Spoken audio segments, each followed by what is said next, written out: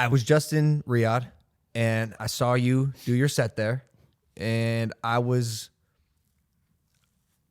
curious to see if you still had it in the stand-up arena, because you are so fucking busy. You go from movie to fucking podcast / cold as balls with that format, running your social media, I'm sure, with the team, but still to business, like everything. And I don't know how you do all of it and then still do all of it at the highest level. Most people can't do one of those things at the highest level. Well, that's what this special is. This special was just to like hush the murmur. No, that's what it did. It was great. I didn't say it was great. I saw it. I walked out and I was like, holy fucking shit, that guy's good. Yeah, that guy's this one hilarious. And here's the crazy thing about performing in Riyadh, right? Riyadh. So, you know, there's one thing to make sure I say this correctly so people can like really understand it. All right, so in stand-up comedy, it's like, what do you want? What are you trying to do? Like, what is your thing? And what, like, within the thing that you think you have, how are you going to grab it? When I look at Chris Rock, when I look at Dave Chappelle, I'm just using them as two examples, right? They both do two different things extremely well. You're looking at two guys that have been a topic in conversation through the duration of their careers, right? Who constantly recreate themselves and put out an hour of material. By the way, groundbreaking. And not only put out an hour of material, a distinctive version of an hour of material. And Dave's approach to doing his material is one of not just art, but Dave is not afraid to stand in the fire, address the climate, the temperature of the climate, and the context in how he's being perceived and how he wants to be perceived. He's not afraid to do that. Both can be political, but extremely clever in how they deliver the messages, right? Chris, at the same time, has thrown like this edgy take to family household problem, like bad problems, but I'm okay with talking about them because now that I'm who I am today, I'm a different man than I was. It's a rebuilding. He's always redefining, rebuilding, but still inclusive and insightful as to what is happening today. My shit was, I said, yo, I want to appeal to the world. How do I get to the world? How do I build the fucking brand in comedy that allows me to travel the world and put me in a place where I don't have to change?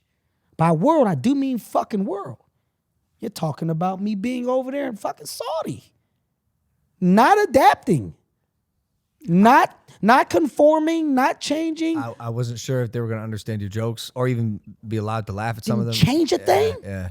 And you can go from Bahrain to Germany, Australia. I mean, you go down the list. Like when I say the goal is to make the world laugh, that's the goal. So to get and obtain that world of brand likability, you have to appeal to the world. You have to appeal to the mass brand-like partners, producers that can put you on the biggest platforms to light up the room, to get in the room.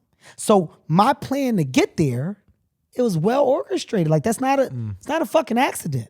So in doing it, my choice was go heavy family, go heavy kids. Human. Everybody has it, Kevin. Let's hone in on this. As you do that, the world that grew with you and that watched you from the beginning, well, some of that world will go, oh my God, man, it ain't the same, the edge. Where the fuck is it at? Man, he ain't well, you're not privy to the big picture, the big goal. And by the way, that's not a you problem. That's just you not knowing what I want, what I'm going after. So after getting there, I said, you know what I'm gonna do?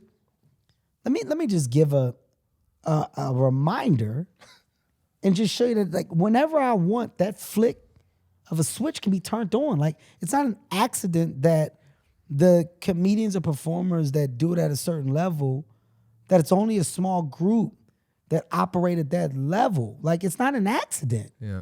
Like, they're very honed in on their craft. They know what they're doing. Male, female, the conglomerates that share a high level of success, they know how to operate. And I can go down a list. There's a list of a good 20 that operate at the highest level every fucking year. And people come out to see them every fucking year. It's because that foundation, that goddamn audience, they're married to them.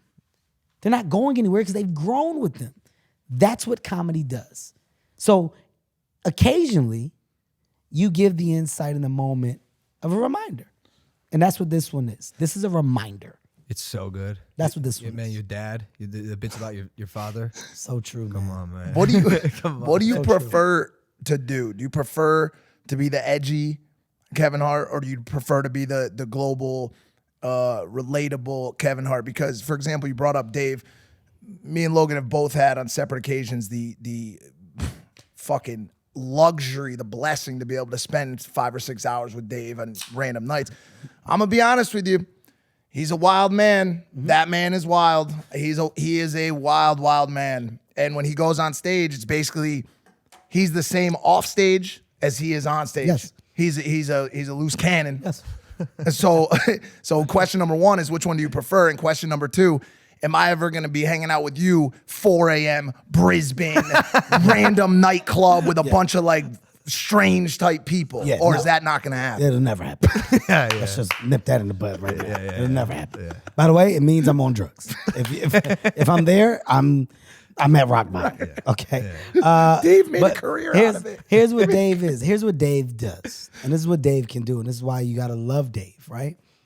Fucking he's my brother. Like, he's not even a friend. Dave is my fucking brother in this thing called comedy. He's so smart. He positioned himself in the business to not be a work for hire, be a partner, control the entity and the only entity that he cares about most, which is the entity of crowd engagement. My live performance, he controls it. He puts up shows when he wants to. He controls that tour in business, 95%. I'm willing to bet he's partnering with Live Nation and they still get a small piece, but that's just because of the overall business and the relationship between Chappelle and Live Nation throughout the years. So he allows them to come in and still have that business, but Dave controls that. He can do it whenever he wants. Nobody else can control that.